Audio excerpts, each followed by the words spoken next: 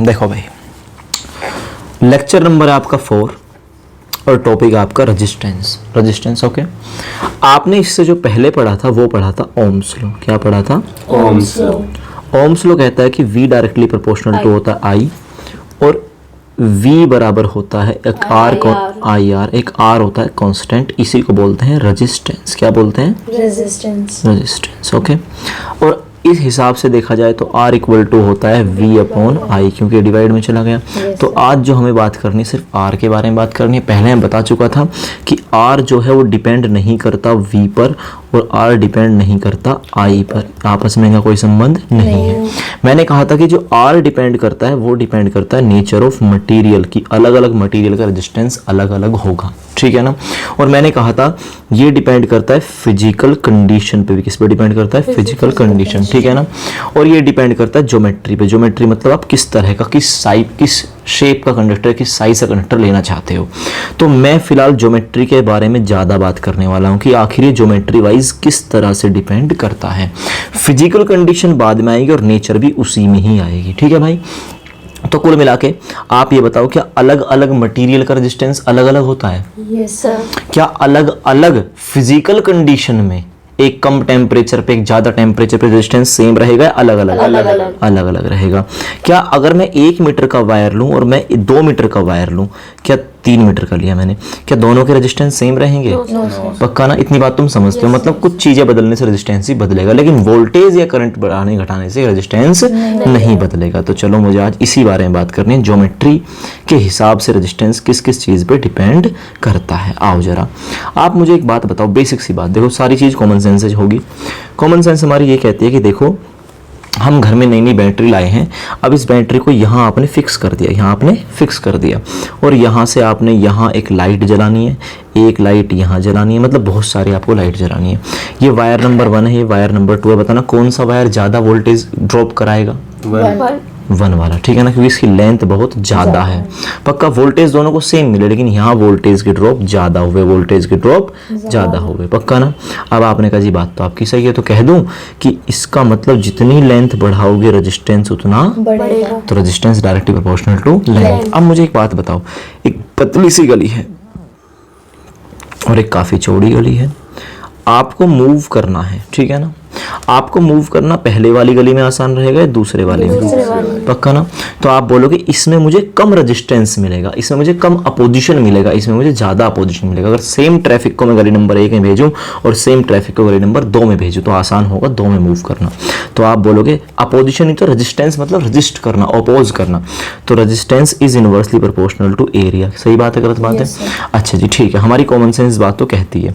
तो यहाँ पे बस यही बात हुई है कि R जो है वो डायरेक्टली प्रोपोर्शनल टू लेंथ है और इनवर्सली प्रोपोर्शनल टू एरिया। भाई इक्वेशन नंबर फर्स्ट ईयर ही, इक्वेशन नंबर सेकंड ईयर, दोनों कंबाइन करा, ये हो गया नहीं हो गया? तो मैंने बोला R is inversely proportional to area यहाँ लिख दिया, ठीक है। दोनों कंबाइन किया इक्वेशन फर्स्ट एंड सेकंड को, तो R is directly to area, inversely directly to length और इनवर्सली टू एरिया, ठीक है। अब आपने कहा जी प्रोपोर्शनलिटी का साइन भी आया, इससे क्या करें? अरे इसको हटाओ ना, एक कांस्टेंट आएगा रो, और ये हो गया लेंथ अपॉन एरिया। बस यहाँ तक आपको डेराइव करना। क्या ये रो क्या है बाद की बात है, फिलहाल हम इसको देखते हैं। बाबूजी क्या कहते हैं? कह रहा है the resistance of a conductor is the resistance of a conductor is the property by which it oppose the flow of charge through the conductor, ठीक है ना। एक कंडक्टर में रेजिस्टेंस क्या है? जो चार्ज के फ्लो का अपोज करता है, वही तो रेजिस्टेंस है। रेजिस्टेंस मतलब रेजिस्ट करना, किसका रेजिस्ट करना? जो फ्लो करेगा उसको रेजिस्ट करना। पक्का? अच्छा ठीक है। कह रहा है कि इसे ये तो बोलते हैं, आपको पता है ना, R equal to V upon I होता है, ओम्स लॉ से हमने बात सीखी, ठीक है। ऐसा यूनिट ऑफ रेजिस्टेंस, ऐसा यूनिट क्या होती है रेजिस्टेंस की? आपने बोला अगर देखा जाए तो वोल्ट पर एम्पेयर होगी, हाँ है ना भाई, वोल्ट पर एम्पेयर, क्योंकि इसकी यूनिट तो होने वाली है वोल्ट और करंट होता है एम्पेयर, ठीक है ना। और वैसे ही ओम नाम के साइंटिस्ट थे तो ओम होगी इसकी यूनिट, ओके। उसके बाद डेफिनेशन ऑफ 1 ओम। जब भी आपने कोई यूनिट देखी तो आपने हमेशा 1 को समझा, जैसे आपने 1 न्यूटन को समझा, 1 जूल को समझा, ठीक है ना, इस तरह से, ठीक है। आपने कहा जी 1 ओम कितना होता है? 1 ओम इतना होता है कि अगर आप V और V को भी 1, V को तो बोल दो 1 वोल्ट और I को बोल दो 1 एम्पेयर, तो जो वायर में रेजिस्टेंस होगा कितना होगा? 1 ओम का रेजिस्टेंस होगा, 1 ओम। आपने कहा ठीक है, V equal to 1 volt, I equal to 1 ampere, then R equal to 1 ohm, तो वोल्ट पर एम्पेयर इसकी यूनिट होगी, इक्वल टू 1 ओम हो गया, ओके। अब ये क्या कहता है? कह रहा है if the potential difference of 1 volt is applied. देखो मैं सर्किट बनाता हूँ यहाँ पे, ये एक रेजिस्टेंस है सर, मतलब वायर में, और ये होगी बैटरिया। अब मैं तुमसे कहता हूँ कि अगर आप इसमें 1 वोल्ट की बैटरी लगाओ, मेरी बात बड़े ध्यान से सुनना, आपने कितने वोल्ट की बैटरी लगाई? 1 वोल्ट। और अगर 1 वोल्ट की बैटरी लगाने से इसमें 1 एम्पेयर करंट फ्लो हुआ तो जो रेजिस्टेंस होगा ये 1 ओम कहलाएगा, समझे? पक्का? अब मैं तुम्हें 1 ओम की थोड़ी सी औकात बताऊं। भाई देखो, तुम्हें 1 की वैल्यू पता होनी चाहिए। तो मेरा एक भाई है, लेकिन भाई बिल्कुल लीचड़ खत्म, तो उसे कोई औकात नहीं है। मेरा एक भाई जिम करता है, 4-5 साल से लगातार कर रहा है, 6 फीट का है। तो मैंने कहा हाँ भाई, दोनों के 1-1 थे, लेकिन दोनों के 1-1 होने का अंतर है ना। जैसे मैं तुमसे कहूँ 1 ग्राम, आपने कहा बहुत सही बात है, लेकिन सुनना 1 ग्राम ठीक है, लेकिन इधर कह दूं मैं 1 एम्पेयर। 1 ग्राम अपने आप में बहुत छोटा है तो एक ही, समझे कि नहीं समझे? ये भी एक और ये भी एक। 1 एम्पेयर बहुत बड़ा है। तीसरे ने कहा 1 कूलाम, आपने कहा ये भी बहुत बड़ी चीज है। मैंने कहा 1 फैरेड, आपने कहा बहुत बड़ी बात है जी। तो 1 होना भी मैटर करता है, समझे कि नहीं समझे? आपने कहा जी बिल्कुल सही बात है। तो 1 ओम की औकात कितनी है आप खुद सोच के देखना। 1 वोल्ट बैटरी आप क्या मानते हो कुछ होती होगी? 1 वोल्ट कुछ होता है? 1 वोल्ट कुछ भी नहीं होता। लेकिन 1 एम्पेयर जो है बहुत बड़ी यूनिट है, ये बात आपको पता है। 1 एम्पेयर का मतलब अगर 1 सेकंड में किसी से 1 कूलाम चार्ज ट्रांसफर हो, 1 कूलाम का मतलब 6.25 इंटू 10 की पावर 18 इलेक्ट्रॉन्स की से ट्रांसफर हो जाएं। इतने इलेक्ट्रॉन 1 सेकंड में ट्रांसफर होंगे तो करंट होगा 1 एम्पेयर। तो अगर 1 वोल्ट की बैटरी इतना करंट ट्रांसफर करा दे, सोचो तो रेजिस्टेंस कुछ होगा। समझ में आ गया ना? तो 1 ओम तो वैल्यू बहुत कम है, समझे कि नहीं समझे? पक्का? तो 1 ओम क्या प्रैक्टिकल यूनिट है? आपने बोला बिल्कुल है। क्या दिक्कत है? बहुत कम है। लेकिन आप 1000 ओम भी कोई ज्यादा बड़ी बात नहीं होगी। 2000 ओम है ना, 3000 ओम, 300 ओम, 400 ओम, 500 ओम। तुम समझ गए ना कि 1 ओम वो होता है कि जिसमें 1 वोल्ट पे 1 एम्पेयर करंट आ जाए। 1 वोल्ट पे 1 एम्पेयर, तो बहुत कम वैल्यू होती है 1 ओम, समझे? तो आपने बोला जी if the potential difference across a conductor is 1 volt, अगर कितना पोटेंशियल डिफरेंस है 1 volt, and current flowing through it is 1 ampere, कितना करंट फ्लो हो जाए? 1 ampere, then resistance of the conductor is said to be 1 ohm. समझ में आ गई बात तुमको? 1 वोल्ट की बैटरी लगाने से अगर कंडक्टर में 1 एम्पेयर करंट आया तो ही रेजिस्टेंस 1 ओम होगा। अगर आपने बोला जी अच्छा एक बात बताओ, मैंने कहा जी अगर 1 वोल्ट लगाने से 2 एम्पेयर करंट आ गया तो ये रेजिस्टेंस को क्या नाम दूं? आपने बोला R = होता है V/I। वोल्टेज कितनी है? 1, करंट कितना है? 2, तो R = होगा 0.5। आपने कहा देखो जी करंट ज्यादा फ्लो हुआ, इसका मतलब अपोज कम किया गया होगा, समझे कि नहीं समझे? R बराबर होगा 0.5। तो कह दूं जिस कंडक्टर में करंट ज्यादा रहेगा सेम वोल्ट पर, देखो 1 वोल्ट ही था, 1 वोल्ट पे कितना करंट आया? 2 एम्पेयर। तो आप बोलोगे इसका मतलब उस कंडक्टर का रेजिस्टेंस क्या रहा होगा? कम रहा होगा। पक्की बात है ना? अगर मैं यहां कहूं कि मैं इसको 4 एम्पेयर कर दूं, 1 वोल्ट ने 4 एम्पेयर करंट पैदा कर दिया, इसका मतलब कंडक्टर में रेजिस्टेंस और कम रहा हुआ। R = होता है V/I। V कितना है आपका? 1, I कितना है आपका? 4, तो 0.25। समझे कि नहीं समझे? पक्का? तो जिस सर्किट में करंट जितना ज्यादा उस सर्किट में रेजिस्टेंस उतना कम, उस सर्किट में अपोजिशन उतना ही कम। आपने कहा जी बिल्कुल सही बात है। सिंबल क्या होता है? सिंबल देखो, ये बात करी जाए सिंबल की, ये आपका सिंबल ऑफ रेजिस्टेंस है फिक्स रेजिस्टेंस, एक फिक्स कर दिया हमने रेजिस्टेंस, और ये आपका वेरिएबल रेजिस्टेंस को, दूसरे वाला क्या है? वेरिएबल। ये जो एरो इंडिकेट करते हैं किसी भी चीज को वेरी करने के लिए करते हैं। जैसे मान लो एक कैपेसिटर है, ये आपका फिक्स्ड कैपेसिटर है, लेकिन अगर मैं इसमें एरो लगा दूं तो आपका वेरिएबल कैपेसिटर, मतलब इस कैपेसिटी चेंज कर सकते हैं। क्या कर सकते हैं? इस कैपेसिटी चेंज, ऐसे इसकी वैल्यू को हम चेंज कर सकते हैं। रियोस्टेट वगैरह बाद की बात है, बताऊंगा, ठीक है ना? उसके बाद what is the factor on which resistance of a conductor depend, किन किन फैक्टर पर रेजिस्टेंस डिपेंड करता है? आपने बोला देखो जी ये भाई साहब इन्होंने गलत कर दिया, resistance is directly proportional to length. पहली बात मैंने बताई थी पहले ऑलरेडी कि मैं बात कर रहा हूँ ज्योमेट्री वाले तरीके से। किस वाले तरीके से? ज्योमेट्री वाले तरीके से, कि ज्योमेट्रिकली किस बात पे डिपेंड करता है। आपने बोला जितनी लंबी वायर होगी उतना ज्यादा रेजिस्टेंस होगा। कैसे पता चला? क्योंकि जो उसने उतना ही ज्यादा वोल्टेज को ड्रॉप कराया, वोल्टेज सारी खा गया बैटरी की, हमारी वो बैटरी डिस्चार्ज कर दी उसने। तो आपने बोला resistance is directly proportional to length, पहली बात। एंड दूसरा, resistance is inversely proportional to area of cross section. Area हो गया, दोनों को मैंने कंबाइन करा, R = हो गया लेंथ अपॉन एरिया। तो R = हो गया रो, एक कांस्टेंट आया इस प्रोपोर्शनलिटी के साइन को हटाने के लिए, रो। दिस इज कॉल्ड रेजिस्टिविटी या स्पेसिफिक रेजिस्टेंस। कोई दिक्कत तो नहीं, लेकिन ज्यादा टर्म जो यूज होगी वो यूज होगी रेजिस्टिविटी। तो R = हो गया रो L अपॉन A। जी आपने कहा जी बिल्कुल सही बात हो गया। अब क्या करें? अब आप मुझे एक बात बताओ, R की यूनिट क्या है? आपने बोला ओम। कितनी यूनिट है? ओम। मुझे रो की यूनिट फाइंड करना चाहता हूं मैं, तो रो ही है। लेंथ किस में मेजर होती है? मीटर में। एरिया होता है मीटर स्क्वायर, इससे ये खत्म हुआ, हाँ है ना? तो रो की यूनिट आई, ये इधर चला गया, ओम मीटर। कोई दिक्कत तो नहीं है। अब सवाल ये उठता है रेजिस्टिविटी क्या होती है, इसके ऊपर बहुत सारा कुछ पढ़ाने वाला हूँ रेजिस्टिविटी के ऊपर, बाद में पढ़ेंगे, ठीक है ना। अभी बस हमारा बेस चल रहा है, जो अब तक हमने 10th में पढ़ा था ना, अब तक वही चल रहा है देखा जाए तो, ठीक है। उसके बाद नोट में कुछ बात लिखी हुई है, नोट में क्या बात लिखी है, नोट रेजिस्टिविटी जो है ना, ये रेजिस्टिविटी, ये आप एक फॉर्मूला देखना जरा, रो इक्वल टू होता है, देखो रो इक्वल टू RA/L, दिख रहा है फॉर्मूला, पक्का। तो ये फॉर्मूला कहता है कि रेजिस्टिविटी एरिया और लेंथ पे डिपेंड करती है, लेकिन एक्चुअल में ऐसा कुछ नहीं होता।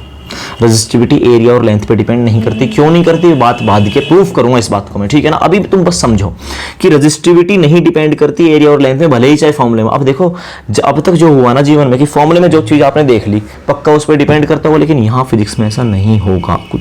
अब ऐसा होने लगा, मतलब कि फिजिक्स में ऐसा नहीं होगा।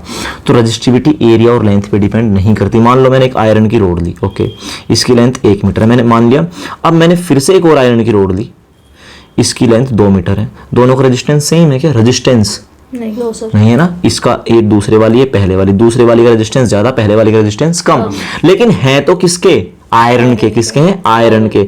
लेकिन आयरन का मतलब मटेरियल सेम है ना, मटेरियल सेम तो उनकी रेजिस्टिविटी भी सेम। तो resistivity depend upon the nature of material, किस पे डिपेंड करती है, नेचर, ना कि ज्योमेट्री ऑफ मटेरियल। ज्योमेट्री पे डिपेंड नहीं करती, किस पे डिपेंड करती है, ज्योमेट्री। समझ रहे हो, लेंथ एरिया वगैरह कुछ भी हो, रेजिस्टिविटी मतलब एक मटेरियल की एक तो एक, ठीक है।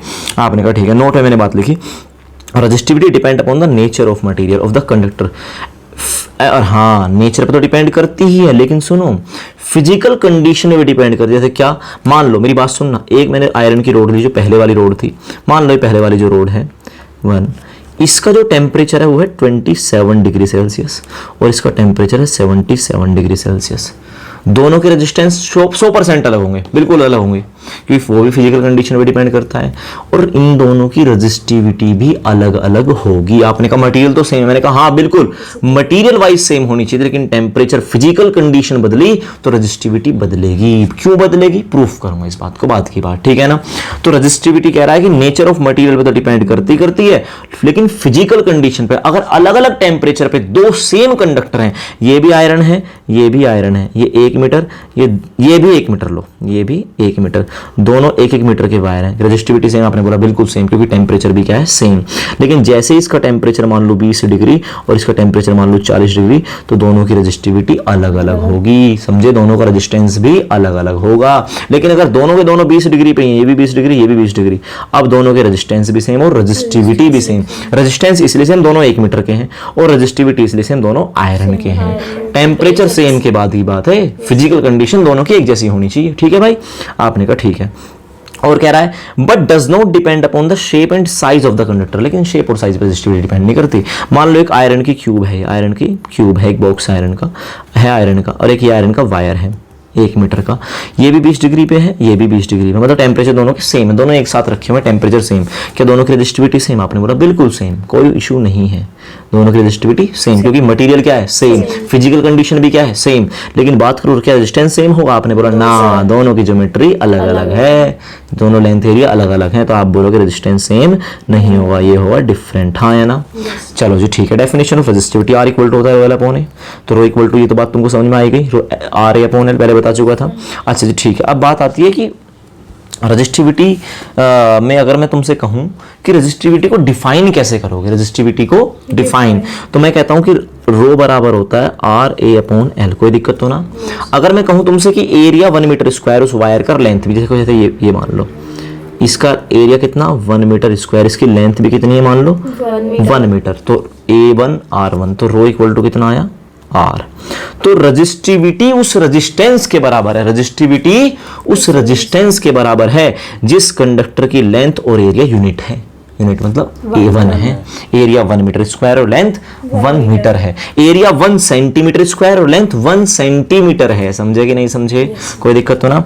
तो resistivity of a material define as the resistance, देखो रेजिस्टिविटी ही रेजिस्टेंस है, किसी भी मटेरियल की रेजिस्टिविटी निकालनी है तो आप एक काम करो, उसकी लेंथ भी 1 मीटर ले लो और एरिया भी 1 मीटर ले लो। लेंथ आप एरिया आपने 1 मीटर स्क्वायर ले लिया और लेंथ भी आपने 1 मीटर ले ली, तो जो इसका रेजिस्टेंस है ना इस वक्त वो ही इसकी रेजिस्टिविटी है। तो क्या आप किसी भी मटेरियल की रेजिस्टिविटी निकाल सकते हैं? आपने बोला बिल्कुल। क्या निकालोगे? रेजिस्टेंस निकालोगे, लेकिन कैसा? जिसकी लेंथ भी 1 मीटर और क्रॉस सेक्शन एरिया भी 1 मीटर स्क्वायर हो। समझे?